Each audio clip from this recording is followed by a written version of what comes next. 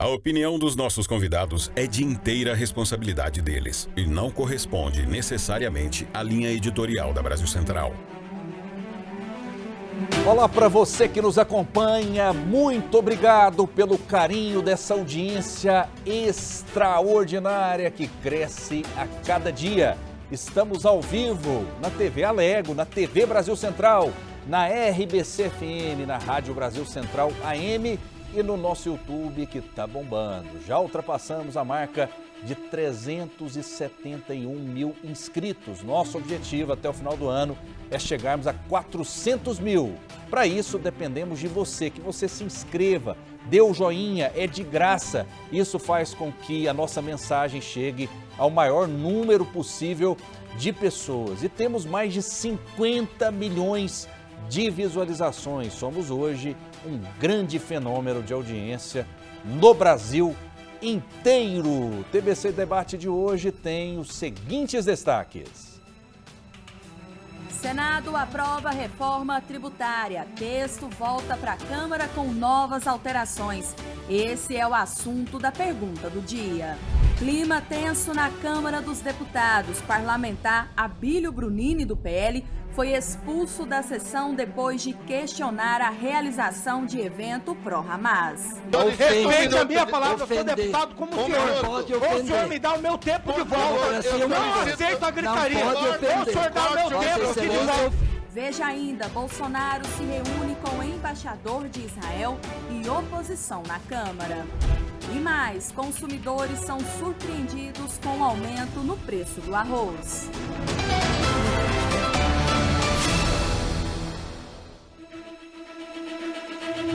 Aqui no TBC Debate só tem fera, só tem gigante, só tem peso pesado. Estão aqui os melhores do Brasil. Euler Ivo é comunista. Tem o espaço aberto aqui na Brasil Central. Seja bem-vindo, Euler, tudo bem? Tudo bem, obrigado, Rafael Vasconcelos, que está deixando a sua marca aqui na TV Brasil Central com esses debates democráticos amplos. Eu lhe cumprimento e também ao Oséias Varão, nosso debatedor. Oséias Varão é conservador, é peso pesado também. Tudo bem? Seja bem-vindo. Obrigado, Rafael. Quero cumprimentar os nossos telespectadores, internautas, ouvintes. E eu estou observando aqui que, pelo menos na maneira de vestir, eu estou alinhado com o Euler Ivo, né? Mais ou menos os mesmos tons. Né? Tons de bege. Será que os tons do debate serão os mesmos? Ah, não. Aí com certeza é diferente. Acredito que vai ser muito São difícil. 50 tons de bege, né? É verdade. Vamos lá, então. Tem a pergunta do dia hoje com Andressa Calassi. É reforma tributária, Andressa? É isso mesmo? Sim. Vamos lá, vamos falar sobre esse assunto importante para o país.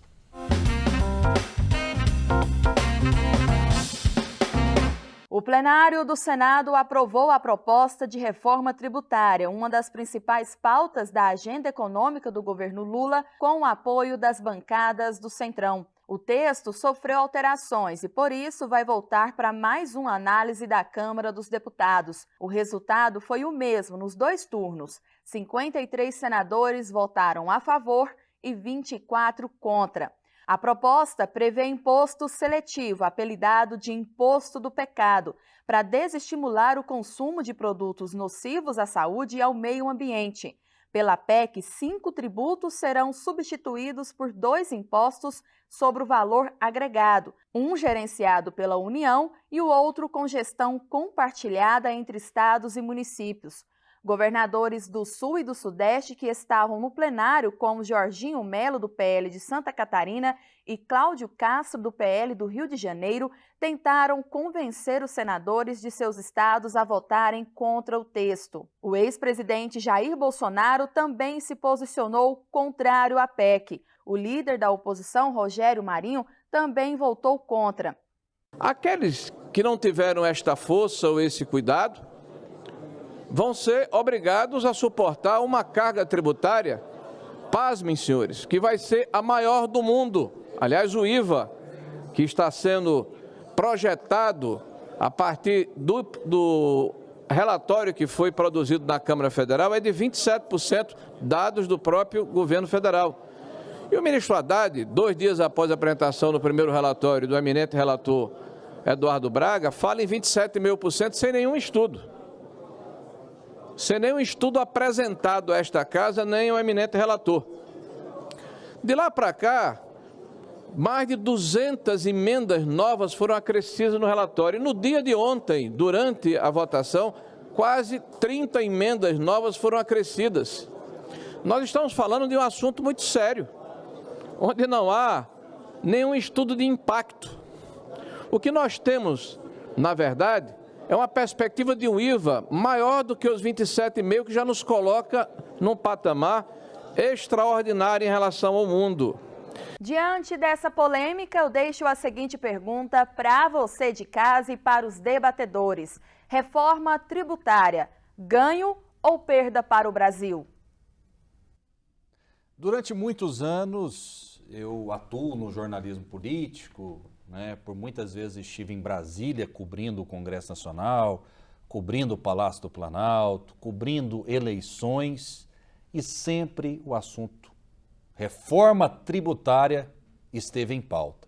Esteve em pauta também, principalmente durante as eleições, sempre a redução de impostos. A carga tributária brasileira é altíssima, sempre foi. E com essa reforma tributária, na avaliação de vocês, nessa salada de tantos ingredientes, vou começar essa rodada com Oséias Varão. Aumentaram os impostos? É verdadeira a informação que nós vimos agora de que a carga tributária do Brasil será a maior do mundo, Oséias?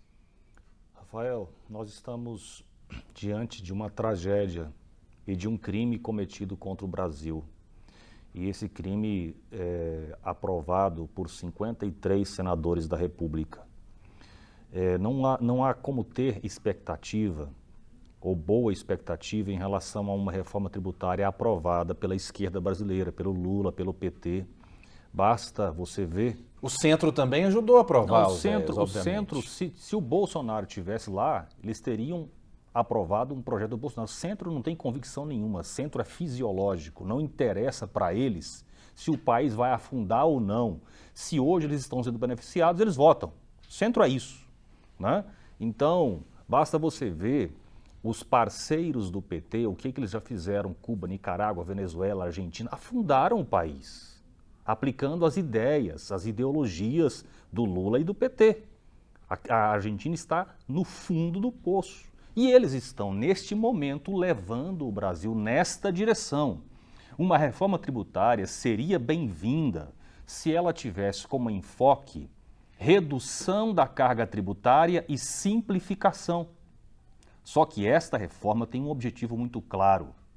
Nós temos um governo em crise, que não consegue administrar bem a máquina pública, que aumentando impostos está diminuindo a arrecadação, e aí, mais desesperados ainda, eles pisam no acelerador para aumentar mais impostos. Nós sabemos do que vai dar nisso, né? Imagina, Rafael, que hoje um prestador de serviço que paga algo em torno de 7% de imposto, né, que paga em alguns casos 2%, 3% de imposto, pode vir a pagar 27%, 28%, 30% de imposto. Vai ficar inviável, talvez. Não, o Bolsonaro, inclusive, fez um comentário muito oportuno no Twitter dele, dizendo o seguinte, olha, imagina você, tomador do serviço, chega num prestador e você observa que se ele emitir nota, você vai pagar R$130 pelo serviço. Se ele não emitir nota, você vai pagar R$100 pelo serviço. O que você acha que vai acontecer, Rafael? Não é óbvio?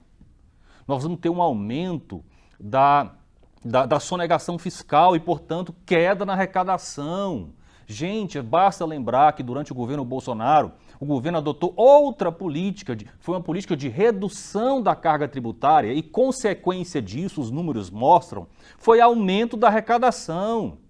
Então, é triste, é lamentável que o PT tenha conseguido aprovar essa reforma nesses termos no Congresso Nacional com o apoio de 53 senadores. Eu quero dizer que esses senadores um dia serão responsabilizados, não se enganem. O Brasil vai afundar. Não é o que eu gostaria que acontecesse, mas os números indicam que isso vai acontecer. E vocês, senadores, serão responsáveis por isso. Inclusive, é bom lembrar que você não vê os senadores, eu refiro aos 2 senadores de Goiás que votaram a favor da reforma, você já viu eles virem aqui explicar os argumentos deles? O Jorge Cajuru esteve aqui recentemente. E ele explicou por que ele vai votar a favor da reforma tributária, porque eu assisti a entrevista dele, ele falou de muita coisa. Agora, ele explicou por que ele vai votar a favor dessa reforma tributária? Ele não fugiu de nenhum assunto. Tudo que eu perguntei para ele respondeu. Então, mas eu acho que eles tinham que estar em todos os veículos de comunicação, na imprensa, nos debates, debatendo o assunto, explicando. E eu não estou vendo isso acontecer. Você debateria com o Cajuru? Claro, com qualquer pessoa, na verdade, eu debato. Promover o encontro. Né? Eulerivo. Desculpa, você ia concluir? Não, então, assim, eu acho que... eu quero crer, inclusive, porque, por exemplo, eu respeito muito o senador Vanderlan.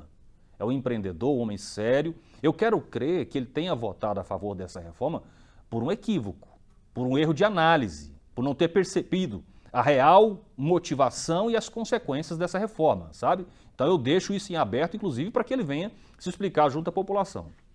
Eulerivo, o senhor vê com bons olhos essa reforma tributária? Vai beneficiar o povo? Qual a sua visão, Euler? Olha, eu diria que tem que pagar para ver. Essa reforma tributária vem falando dela desde há muito tempo. O que ela está procurando modificar? A maneira de arrecadar. Não é aumentando o imposto ou baixando o imposto. Isso é um discurso bolsonarista. O Lula vai dizer que vai baixar o imposto, o outro vai dizer que subiu o imposto. Eles estão dizendo que está mudando a forma de fazer a arrecadação. Mas aqui, amigo telespectador, o problema do tributo no Brasil, o principal problema do tributo no Brasil é onde você gasta o dinheiro. Você arrecada R$1.000, o governo arrecada hoje R$1.000, ele tem que separar R$460 para o banco. E pega 540, vai ver o que faz com esse dinheiro. Ele pode aumentar o que for da carga tributária, ele tem que deixar lá 46% para o banco. O Brasil é um país escravo de banqueiros estrangeiros, escravo de potência estrangeira. E eu digo isso todo dia, vou dizer eternamente, porque esse é o centro do problema. E essa reforma tributária, o que ela faz? Ela procurou garantir, mais uma vez, os bancos com seus senadores, os bancos com seus deputados federais, que garante a reforma tributária, que é uma maneira de... vai mudar a maneira de arrecadar o imposto para lá, para cá, não muda quase nada. O importante central que vai continuar, o imposto do Brasil é muito alto, é um dos mais altos do mundo, o que é um absurdo. Agora, o pior não é isso não, é que além de você ter um imposto alto, 46% vai para o banco. Se arrecadar R$1 milhão, ou digamos, se arrecadar 100 milhões de reais de imposto, 46 milhões é para dar para bancos e 54 para distribuir para o restante do país. Então é uma tristeza. Isso aqui não muda nada, isso é um circo. Isso é um circo. O fato é que a reforma tributária muda muito pouco. Muito pouco. A forma de calcular vai simplificar. Eu creio que vai simplificar na técnica, a maneira de fazer as contas, mas isso aí é o secundário. Eu vejo dessa maneira. Muito bem, olha só, ainda sobre a reforma tributária, a nossa correspondente de Brasília, Juliana Barcelos, essa excelente profissional, está acompanhando de perto os bastidores. Diz aí, Juliana. O placar foi de 53 votos a 24 e o texto base da proposta da reforma tributária passou nesta quarta-feira por votações em primeiro e segundo turno no plenário do Senado Federal. Agora a PEC 45 volta à Câmara dos Deputados para nova rodada de discussão. Sem falar da grande inovação incluída no texto da reforma, a trava da carga tributária, que impedirá aumentos futuros de impostos para o contribuinte. E aqui, presidente, quero destacar o importante apoio de Vossa Excelência para a introdução desta inovadora medida no texto da reforma tributária. O senador Rogério Marinho, líder da oposição, insistiu até o último momento para prorrogar a votação e falou sobre aumento de tributos. Então, os dois IVAs juntos vão fazer um percentual que vai nos tornar, repito, campeões mundiais, e não de qualidade da educação, e não na prestação de serviços públicos, e não na produção de tecnologia ou inovação. mas na tributação desmensurada à população brasileira, o que vai inibir no futuro o crescimento da nossa economia. Em linhas gerais, a reforma tributária unifica os 5 tributos no IVA, Imposto de Valor Agregado, mas no Brasil, diferentemente do que acontece na maioria dos países, será repartido em 2. O Imposto Federal, que se chamará Contribuição sobre Bens e Serviços, e vai unificar os tributos PIS, COFINS e IPI, e o Imposto Estadual, que será o Imposto sobre Bens e Serviços, e vai reunir o ICMS e o ISS. Desde 2019, o texto base para a reforma vem sendo discutido pelo Congresso Nacional, mas somente neste ano avançou nas 2 casas, quando o tema virou prioridade do governo Lula. Por Goiás, os senadores Jorge Cajuru e Vanderlan Cardoso votaram a favor da reforma. Já Wilder Moraes votou contra.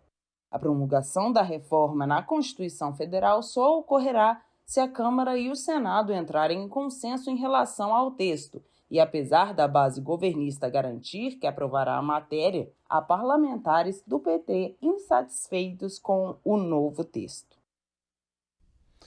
Muito bem, é um assunto difícil, a gente tem que falar a verdade. Tanto é que há décadas é discutido no Congresso Nacional.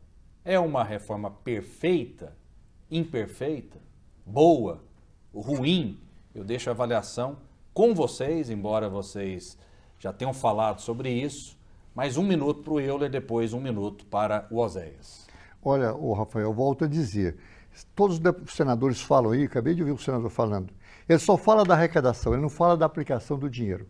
E eu vou voltar a dizer, arrecadou 100, você tem que dar 46 para o banco. Enquanto não entrar nisso, não melhora o Brasil. Agora, essa reforma tributária, ela procurou, no esforço que teve lá, diminuir tributos ou cobrar menos impostos dos menores. E também e cobrar imposto dos mais ricos. Mas o setor de serviços é feito por pequenos empresários. Pois é, mas por exemplo, existiu aí está existindo aqui no Brasil, por exemplo, o estímulo à produção de alimentação barata. O pessoal as famílias que produzem alimentos vão pagar menos impostos. A ideia deles é que a cesta básica fica menor. Os aluguéis também que possa ficar menor.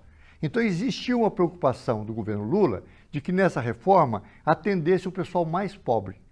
Porém, eu volto a dizer, a cada 100 que eles arrecadam, de uma maneira ou de outra, no sistema velho, no sistema novo, está garantido 46% do Brasil para os bancos, o que é um país escravizado. Enquanto isso não entrar, enquanto não resolver esse problema, o Brasil não muda.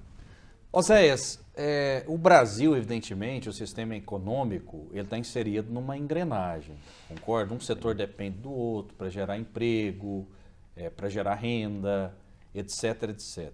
Com essa reforma tributária, como que ficarão os empregos? Os empregos vão diminuir ou vão aumentar? Qual a sua avaliação final sobre esse tema? Rafael, nós não podemos aprofundar na discussão desse tema sem desafiar as pessoas a entenderem qual mecanismo, como foi possível, durante o governo Bolsonaro, ele diminuir os impostos e aumentar a arrecadação. Concorda? Se você quer entender sobre esse assunto, você precisa saber como é possível isso acontecer. Então, a economia ela funciona dentro de uma determinada dinâmica. O que acontece hoje no Brasil? A máquina pública governamental, comandada pelos políticos, é um elefante obeso sobre os ombros dos cidadãos, dos trabalhadores e dos empreendedores.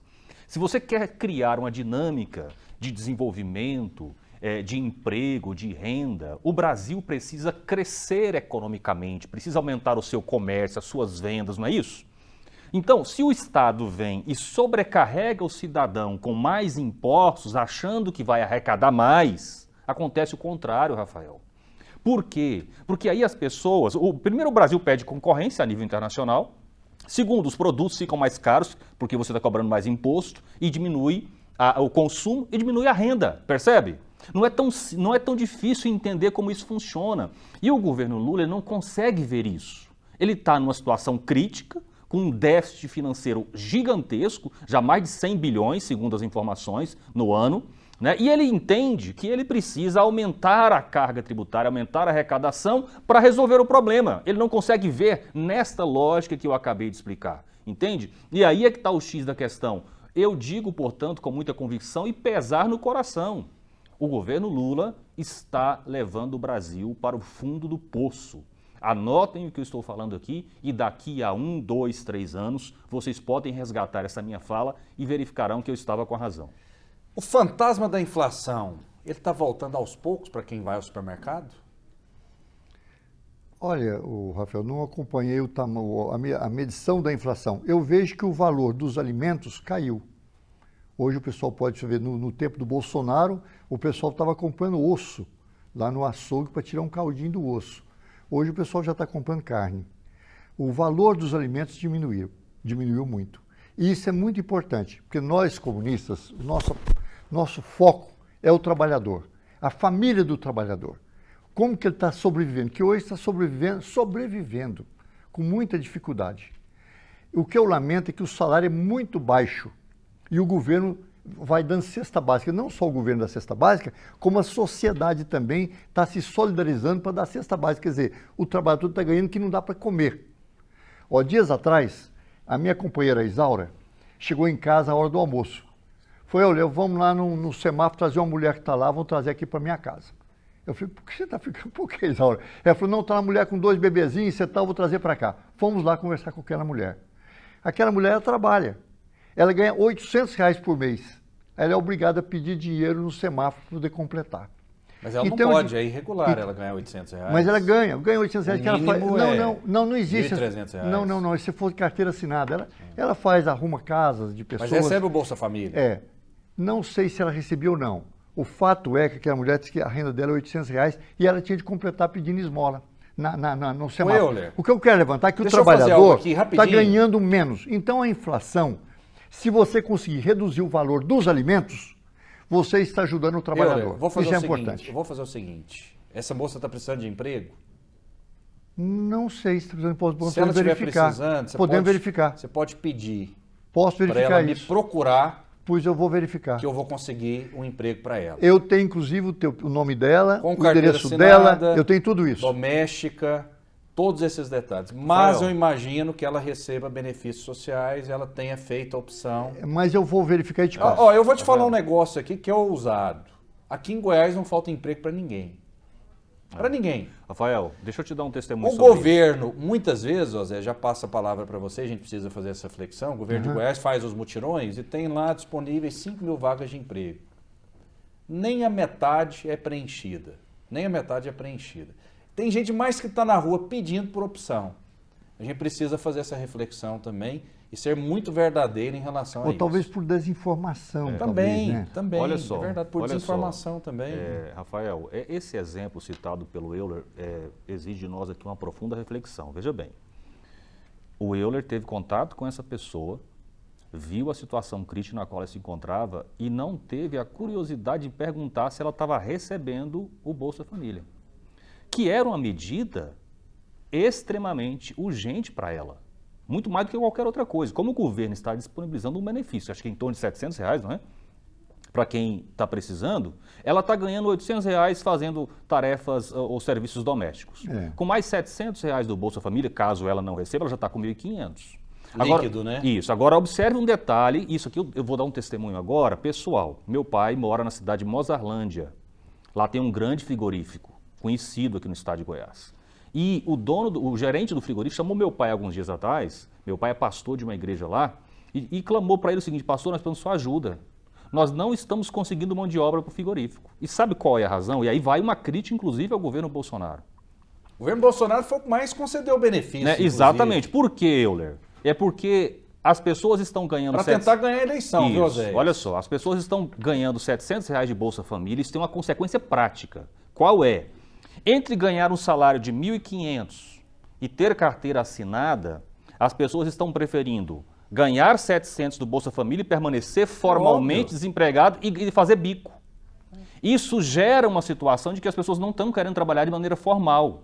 Percebe? Então, é um benefício que parece muito bom, colocar o Bolsa Família a R$700, mas é preciso reconhecer que isso tem implicações práticas e prejuízos, inclusive, para o trabalhador, né? Então, eu acho que a gente tem que refletir sobre isso de maneira bem racional, né? Preocupado efetivamente em resolver os problemas do país, os problemas das pessoas e parar, na minha visão, de fazer politicagem, Rafael.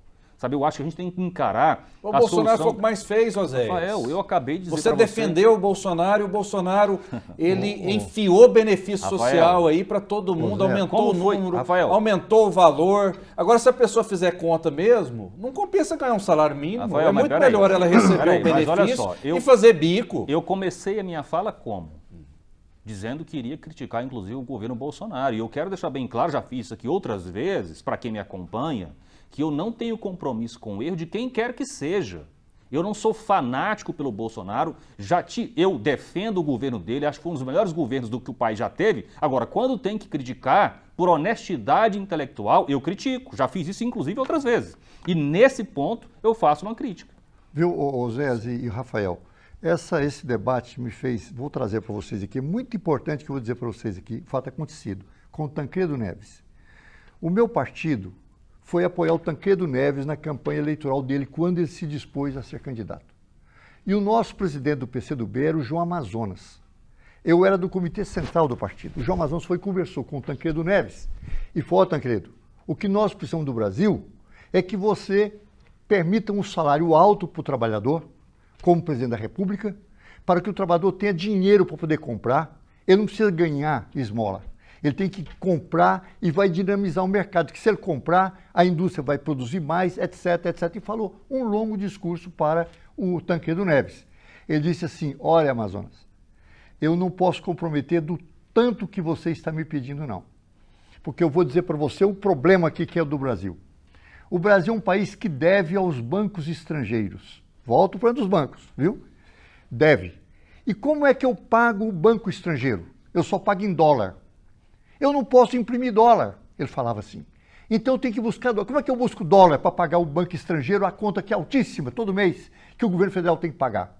Eu tenho que buscar dólar no mercado estrangeiro. Como?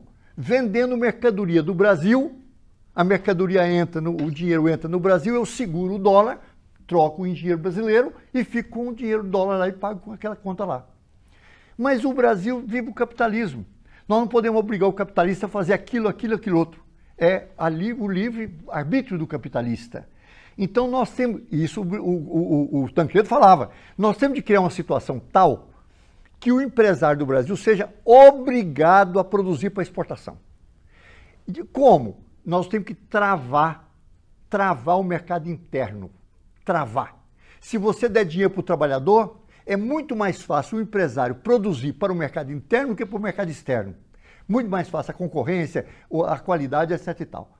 Então nós estamos numa situação complicada. Ele falava: eu vou ser presidente numa situação complicada. O Brasil deve para os bancos, tem que pagar, como é que eu faço? Ok.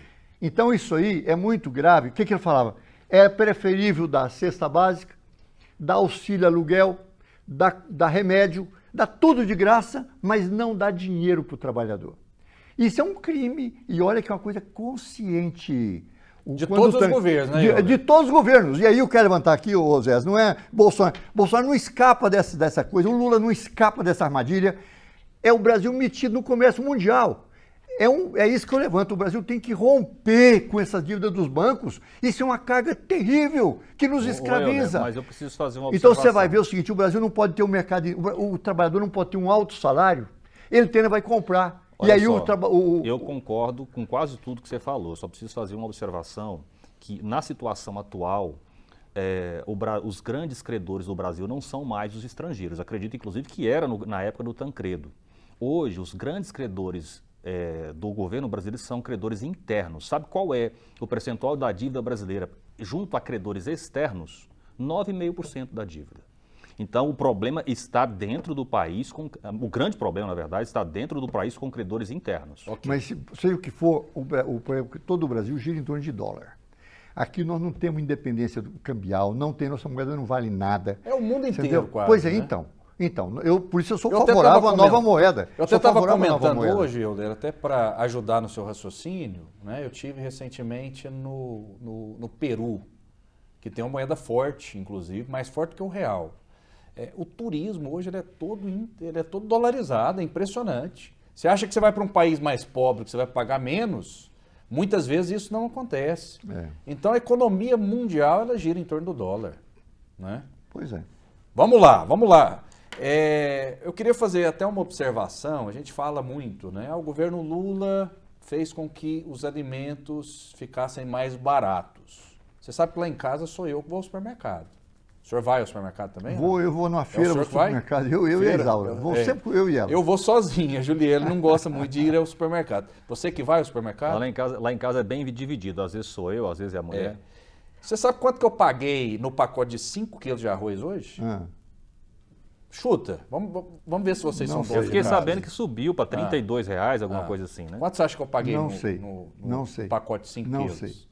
Eu falei, eu vou tirar uma foto. Não é possível. Eu tive que comprar porque o arroz acabou e minha esposa gosta daquela marca específica. Ela fala assim, eu não tenho muita exigência não, mas arroz tem que ser aquele específico. É a mesma exigência da minha esposa também. Exatamente. Então, eu até tirei uma foto, né, pra gente mostrar. Olha o preço do arroz aí. Olha aí. Produção, coloca por gentileza. Eu fui ao supermercado hoje, tá no ponto aí?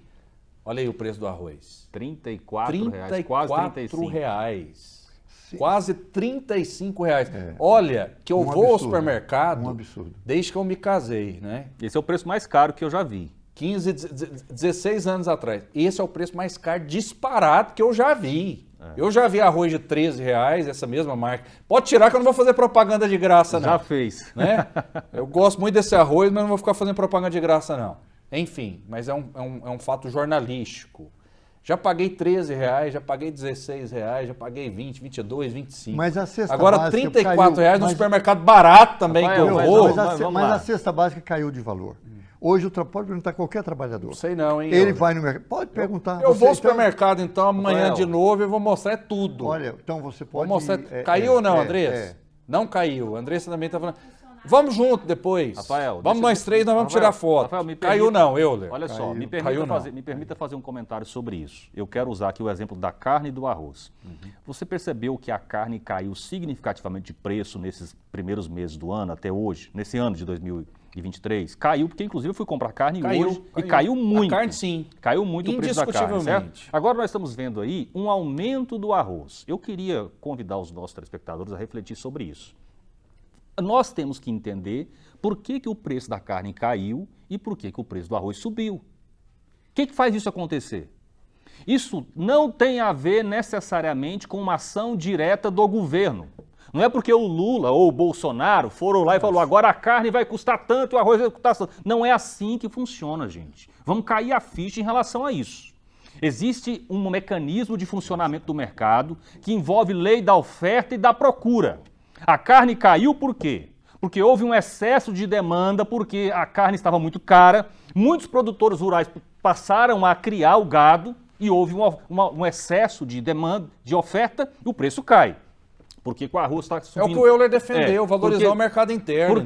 Por que o arroz provavelmente está subindo? Ou houve algum problema de produção de arroz e, portanto, reduziu a oferta e o preço aumenta. É cíclico, é isso? Não, eu não sei o que é ainda. Mas o que eu preciso deixar claro para os nossos telespectadores que são bem informados é que isso, às vezes, na maioria das vezes, não é resultado de uma ação direta do governo. Como é que o governo interfere no preço? É quando ele cria uma dinâmica econômica que enfraquece o desenvolvimento. Então ele sobrecarrega o mercado, como eu expliquei agora há pouco, com impostos, com burocracia, com dificuldade. Então, aí você dificulta, o governo dificulta a produção e aumenta o preço. Mas na maioria das vezes, o preço sobe ou aumenta, tendo em vista a lei da oferta e da procura. A questão das chuvas também, mudança climática. O que eu quero dizer é que nós precisamos identificar a real situação para não ficar falando por aí que o governo Lula reduziu o preço da carne. Ou necessariamente... Que o Bolsonaro também exatamente. Ou que o governo Lula foi responsável pelo aumento do arroz, como está acontecendo agora. Primeiro, identifique a real motivação do aumento. Eu concordo 100% com o que o Osés falou, porque muitas vezes a gente fica dando mérito e demérito para determinado governo quando o assunto é economia. Mas muitas vezes não depende do governo. A carne caiu e caiu muito, é verdade. O arroz subiu, mas são outros fatores. Mas depende também do governo. por exemplo, você pode estabelecer a carne para exportação. Você estabelece uma cota. Vai exportar tantos por cento. Tantos por cento é para o mercado interno. A mesma coisa o arroz. Você também pode baixar o preço agora, por exemplo, do imposto para a produção de alimento. Está tendo, de fato, um estímulo para a produção de alimentos básicos. Está reduzindo o imposto do alimento. Isso é importante. Não é deixar somente o mercado correr frouxo, sem nenhuma interferência. Tem que interferir. O governo tem que interferir. Aliás, ele interfere. Agora, ele pode interferir a favor dos ricos ou a favor do povo. Eu acho que o Lula está interferindo a favor do povo.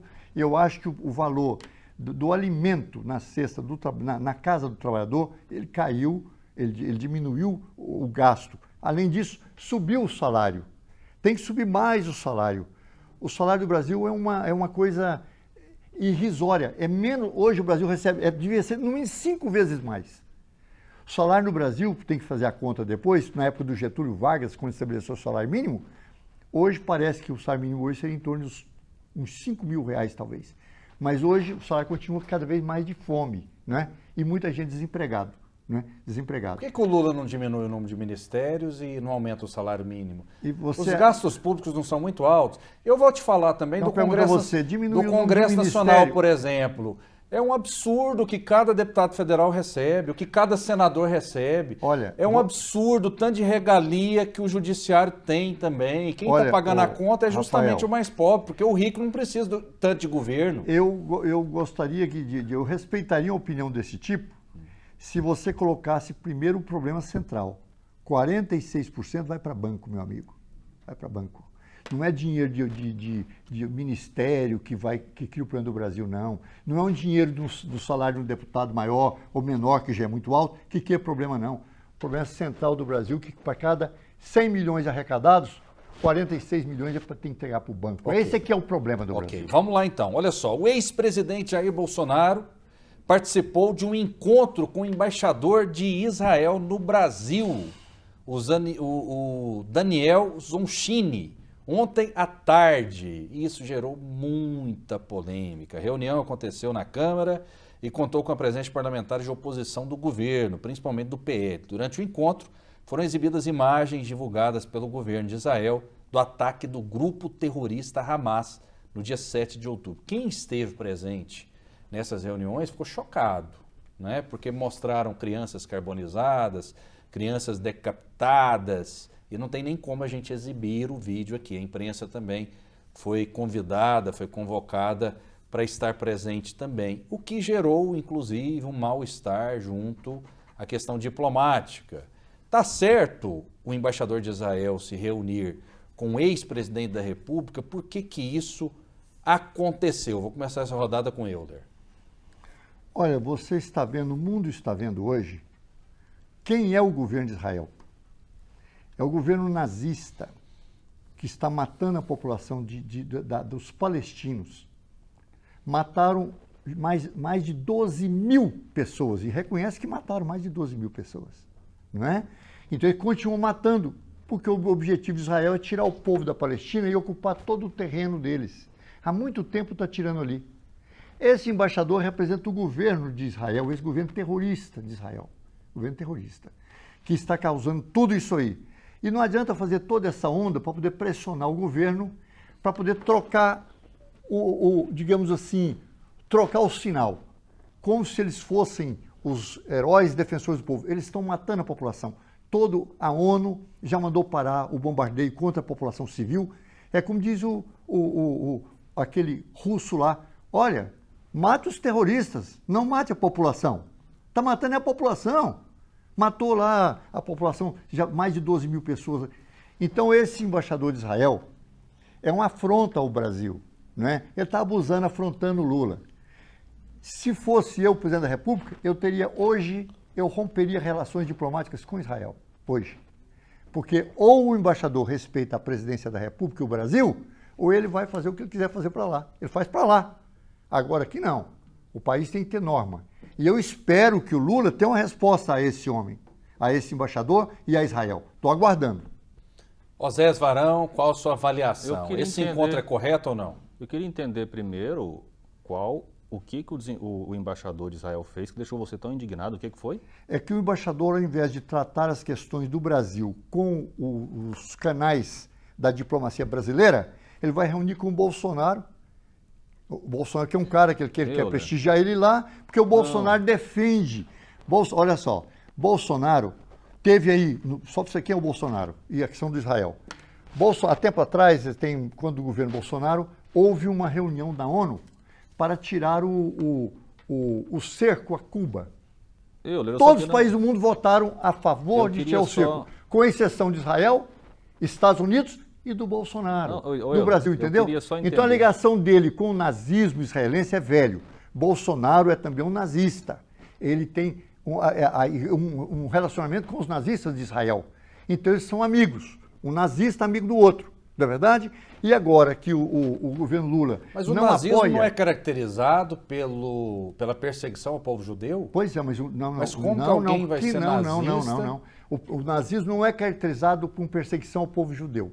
O povo judeu, no passado, foi perseguido pelos nazistas e nós, comunistas, liquidamos com o nazismo do Hitler e ajudamos a libertar os judeus. Não, contra o nazismo, a vítima do mundo todo. O povo alemão foi vítima do nazismo, o povo da Rússia foi vítima do nazismo, o povo da França foi vítima do nazismo. O principal alvo foi o judeu. O principal alvo não foi judeu. Não foi judeu. Só para você saber, o nazismo matou, por exemplo, 23 milhões só de russos. 23 milhões.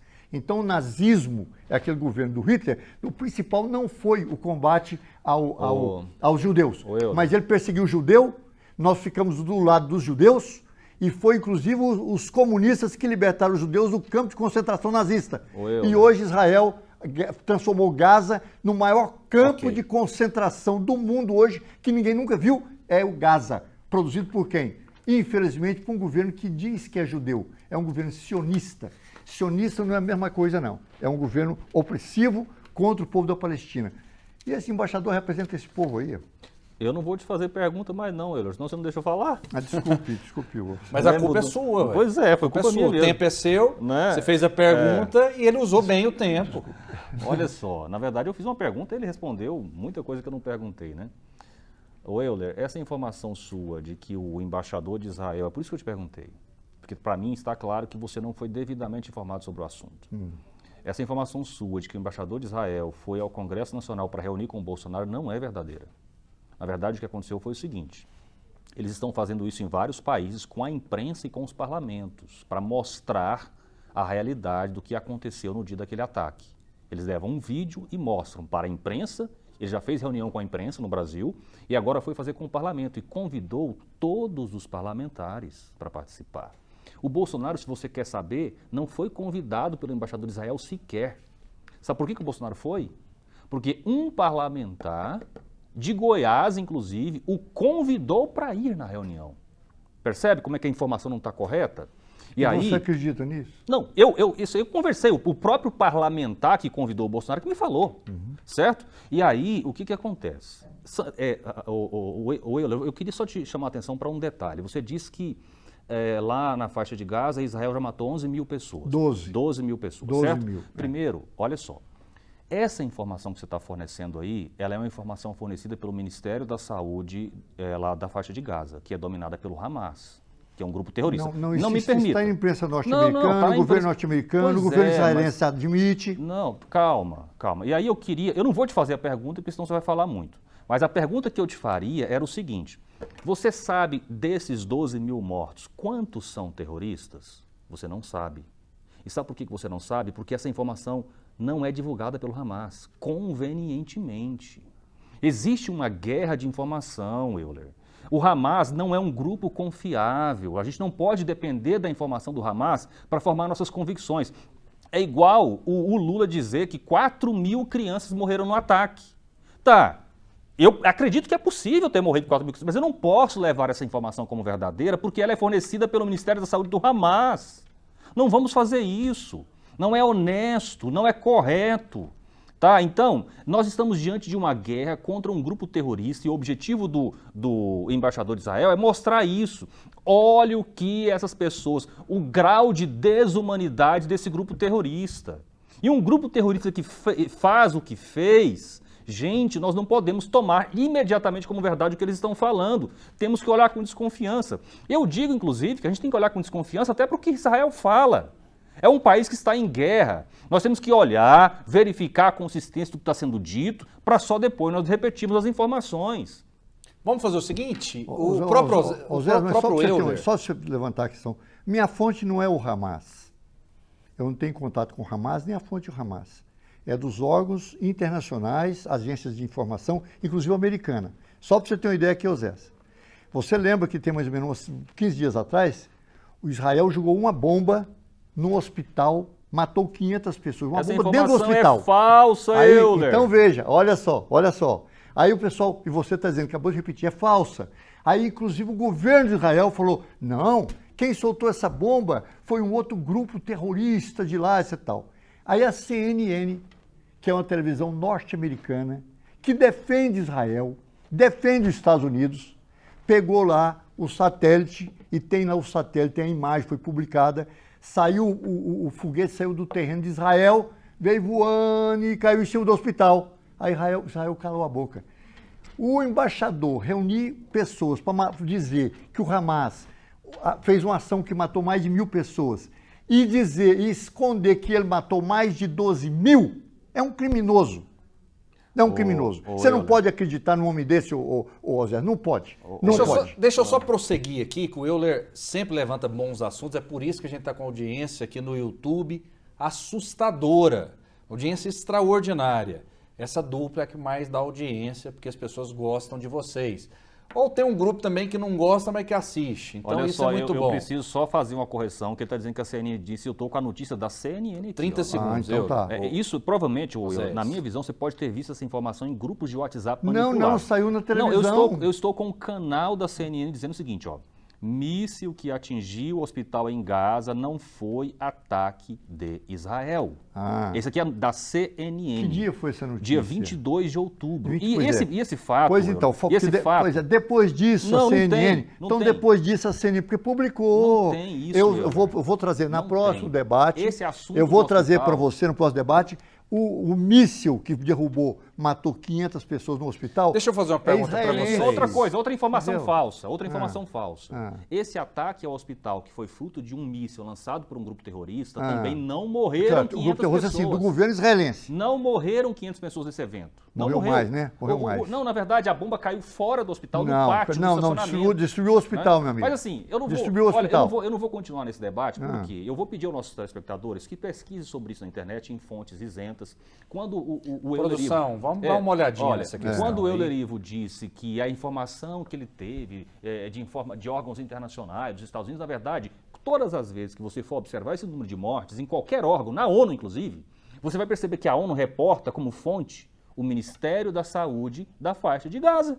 Então a informação que ele está usando é uma informação do Ministério da Saúde da faixa de Gaza. Eu queria até fazer uma reflexão. A ONU não teria essa coisa ridícula de falar assim, olha, a minha informação é o Hamas. Está lá no site, na fonte. Meu amigo, então é o seguinte... Pega a fonte e lê olha lá. Aqui, Zé, você tem que ser aqui honesto.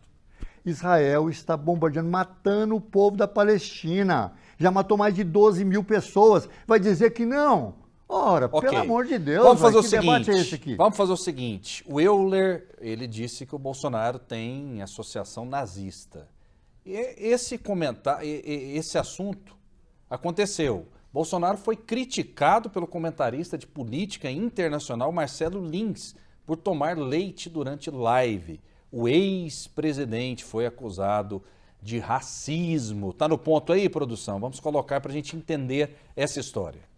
Só para não esquecer do que estamos falando aqui, dessas demonstrações explícitas de apoio a movimentos racistas por parte de integrantes do governo, não custa lembrar também que o então presidente Bolsonaro, em mais de uma live, se não estou enganado, apareceu bebendo copo de leite. Beber copo de leite também se insere nesse campo do simbolismo dos supremacistas, porque havia uma tese, obviamente estapafúrdia, mas que circulava com grande digamos assim, adesão nos círculos supremacistas e racistas de que pessoas brancas, e quanto mais brancas, melhor nesse sentido, essa tese estapafúrdia, louca e falsa, digeriam melhor o leite do que pessoas negras ou que tivessem algum pingo de sangue negro e tudo mais. Bolsonaro respondeu a acusação nas suas redes sociais. Vamos acompanhar. Fazenda por algum tempo, lá em Eldorado Paulista, na fazenda Quirongose, tá certo? Nós somos o terceiro mundo e sempre tomei isso aqui. De vez em quando toma uns venenos aí, tá certo? Que te compra em lata aí nos bares, tá? Faz um brinde aí a todos os produtores de leite do Brasil, um brinde à nossa querida Tereza Cristina. A gente vai ter pouco tempo, mas eu vi assim como uma forçação de barra. Eu não sei, porque assim, a nossa inteligência também ela não pode ser agredida, não. Agora, uma pessoa toma leite, ela é nazista, não, e o contexto é o seguinte, ele estava falando ali sobre a produção de leite, né? Estava dentro de um assunto. Eu não sei, talvez eu seja mais ignorante do que muitos jornalistas aí globais. Rafael, vamos lá. Telespectador, você quer ser desinformado e manipulado? Assista, ouça comentaristas da Rede Globo. Essa televisão é criminosa. Ela, por causa do bilhão que ela deixou de receber do governo Bolsonaro, do governo federal, bilhão. Não, mas foi um comentarista público que falou, não foi a Rede Globo. Sim, Globo, mas é ela que coloca esses comentaristas lá, eles não são escolhidos à toa.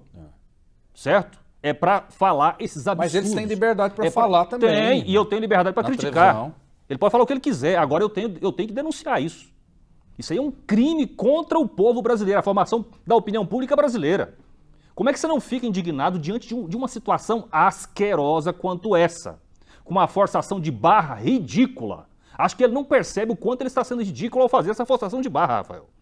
Certo? Porque é o seguinte, o presidente Bolsonaro, por indicação da Tereza Cristina, resolveu promover os produtores de leite no Brasil. Havia naquele momento ali um contexto de fortalecimento da produção, de divulgação da produção de leite do Brasil. O presidente, numa live, faz a defesa, refere-se à ministra Tereza Cristina, aos produtores de leite, toma o leite para incentivar a produção de leite. E esse indivíduo criminoso, isso é má fé, isso não é ignorância não, é má fé.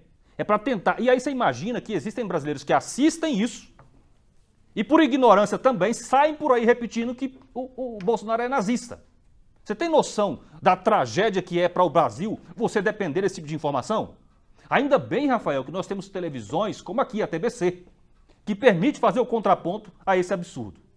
A gente colocou a fala e a resposta, né, jornalisticamente. Eu digo que o Bolsonaro é nazista porque bebe leite. Não, isso é uma estupidez total, beber leite vai fazer nazista. Isso aí é ridículo. É justamente para tirar o foco de por que o Bolsonaro é nazista. Bolsonaro é um homem que já enalteceu várias vezes a tortura, disse que o Brasil devia ter matado mais de 30 mil pessoas e prender mais de 150 mil. Ele quer ver a morte, então ele é nazista. É nesse sentido. Você não está fazendo uma acusação grave demais, não? Não, o comportamento... Eu tenho certeza que um dos caras que esse Bolsonaro admira, com certeza deve ser o Hitler. Eu tenho certeza que ele admira o Hitler. Você sabia que o Lula já viu pontos positivos no Hitler? Bom, não sei. Eu acho assim, olha, se você vê algum ponto positivo, né, eu acho que nós devemos ver o que é essencial. Então, essa história de beber de leite, isso é ridículo. Isso é para poder dizer que esse é o argumento. Eu nunca ouvi falar que a acusação de que o Bolsonaro é de direita nazista é porque ele bebe leite. Ouvi isso aqui agora, isso é ridículo. A TV Globo, inclusive, protegendo o próprio Bolsonaro, que isso é tão ridículo que não se fala, não é verdade? Vira piada, né? É piada. Agora, o principal é que ele é um cara contra o povo, ele apoia esse crime. E ele foi lá, inclusive, receber um criminoso. O representante de Israel foi ontem receber. A maior identidade dele com os nazistas foi ele lá, já que não foi convidado, de livre e espontânea vontade, recebeu um nazista lá no Congresso Nacional, o que é uma tristeza completa. Muito bem, vamos lá então. Lauda 3, olha só, nossa correspondente Juliana Barcelos conversou com a deputada federal Adriana Corse, do PT, sobre o posicionamento da parlamentar diante da guerra entre Hamas e Israel. Confira com exclusividade. Quem estão sendo mortos são os moradores, da faixa de Gaza. O meu posicionamento é o posicionamento do presidente Lula. É o posicionamento que o Brasil está tendo na ONU. Nós pedimos paz, nós pedimos cessar-fogo, para que as pessoas civis que não estão envolvidas na guerra possam deixar aquele espaço. Isso são acordos de guerra que existem há décadas e que todos os países têm que cumprir, inclusive os brasileiros que estão lá, que não fazem parte dessa guerra, eles têm que ter o direito de serem retirados. Então nós estamos lutando por isso. Esse é o meu posicionamento, pedindo paz, pedindo cessar-fogo, para que essas pessoas sejam retiradas, em especial as crianças. Mas manifestações queimando bandeiras, a senhora acredita que isso é um ato nazista? Ou terrorista? Eu acredito que você tem que perguntar para quem fez isso, né? Eu não fiz, não acompanhei, não participei de manifestações assim, não sei quem queimou bandeira de quem. Acredito que, de toda forma, é um ato agressivo, né? E o meu posicionamento é o posicionamento do presidente Lula pedindo paz. E o Hamas, a senhora acredita que é um movimento terrorista? Olha, eu acredito que ele tem culpa também dessa guerra. Assim como o governo israelense, eles estão matando crianças de ambos os lados. Rafael, pois não. Você viu que ela não respondeu a pergunta? Adriana Corsi quer ser prefeita de Goiânia, fugindo pela tangente nas duas perguntas. A primeira, em relação à queima da bandeira, falou que tinha que perguntar para quem fez. Qual é a opinião dela? Ela tentou fugir. A outra ela falou que ela era a favor da paz. Ah, claro, eu também sou, ué. Né? Não é esse o ponto? E aí, a questão é o seguinte, essa história de que nós queremos paz, que nós queremos cessar fogo, eu também quero. Você está achando que o Oséias Varão que está aqui é a favor de que crianças morram em guerra? Não é esse o ponto da discussão, Adriana Corsi.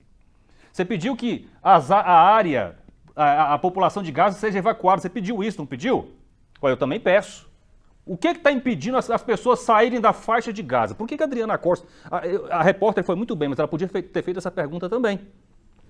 Por qual razão as pessoas não estavam conseguindo sair da faixa de Gaza? É porque Israel estava impedindo? Mas aí ela teria que participar de um debate como esse mas ela se recusa, né?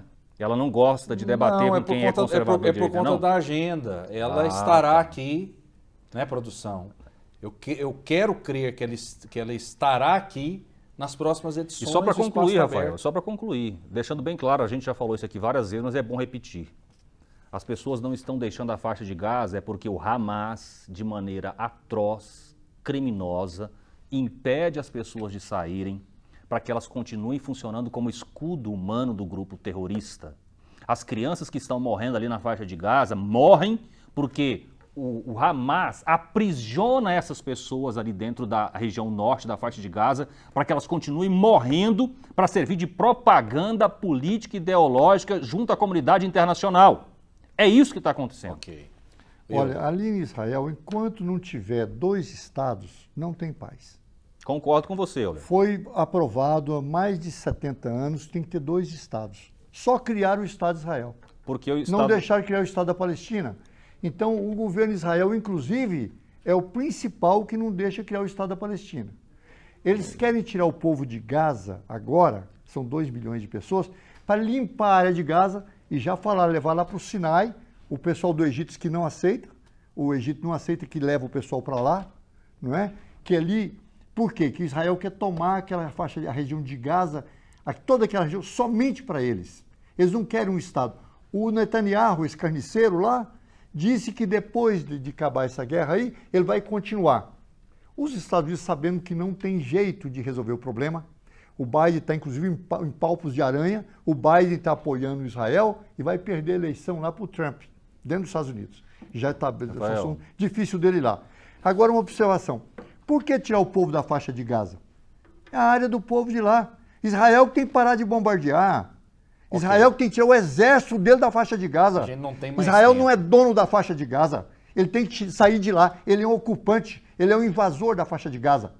Gaza é do povo palestino, que tem que ficar lá em Gaza, que é do povo da Palestina. Não é? Outra questão de queimar a bandeira. Olha, tem um Estado nazista. Esse Estado nazista tem uma bandeira. Se você queimar a bandeira do Estado nazista, parabéns, você está contra o Estado nazista. é a favor do nazismo quem não queima a bandeira dos nazistas. Isso sim, está a favor dos nazistas. 30 segundos, Rafael, Zé, só a gente duas não tem mais informações profundamente equivocadas que o Euler deu aí. Na verdade, em todas as propostas de criação do Estado palestino que houve na história, Israel concordou. Quem não concordou foram os palestinos e os Estados árabes em volta. Essa informação não é verdadeira, eu preciso que você confira isso, tá? A informação que o Euler falou não é verdadeira. Ok. Então, e outra questão, para concluir. Israel está atacando a faixa de Gaza, não é porque ela quer atingir os civis, é porque o Hamas construiu túneis debaixo da faixa de Gaza, debaixo de hospitais, escolas e creches. Eles fizeram isso de propósito. Tá? Então, Israel, se eles quiserem atingir o Hamas, eles precisam partir em direção à faixa de Gaza. Eles estão sendo obrigados a fazer isso pela estratégia de guerra que o Hamas está utilizando. Ok, participações aqui rapidinho, 2 minutinhos. Tô saindo do canal, só entrevista comunista. Enfim, tem um telespectador bravo com a gente. Eu não aqui, sou comunista não, viu? Graciano José de Godoy. Na verdade, a gente entrevista todo mundo, é a única TV, eu acho que do Brasil. Você vê petista, você vê comunista, você vê bolsonarista, você vê todo mundo aqui na TV Brasil Central. Então, avalie isso direitinho. Mais participações, é ótimo debate para gente que tem mente curta, mesmo sendo uma pessoa que se acha capacitada a participar de um debate sem ter conhecimento dos fatos reais, como por exemplo a cesta básica. Você procura o preço do arroz e ele não sabe dizer se o preço caiu. Alguns itens da cesta básica não subiram o preço, mas não vão baixar nunca. Obrigado pela participação. Rafael Euler queria ver vocês comunistas irem para o Irã ou para Gaza e queimar as bandeiras dos terroristas. Eles não aceitariam, né? Vamos lá, mais participações. São tantas participações, depois eu vou procurar até responder pessoalmente cada uma, de repente fazer uma live também, porque infelizmente a gente não consegue registrar todas. Muito obrigado pela audiência. Euler, muito obrigado mais uma vez. Muito obrigado ao Brasil Central, à TBC e ao Rafael e ao nosso debatedor, o Oséias. Oséias, muito obrigado. Grande abraço. Eu que agradeço, um abraço a você, ao Euler, aos nossos telespectadores, internautas, ouvintes, a produção do programa, a Andressa que está sempre falando comigo. Um abraço a todos. Muito obrigado, fiquem com Deus e até a próxima.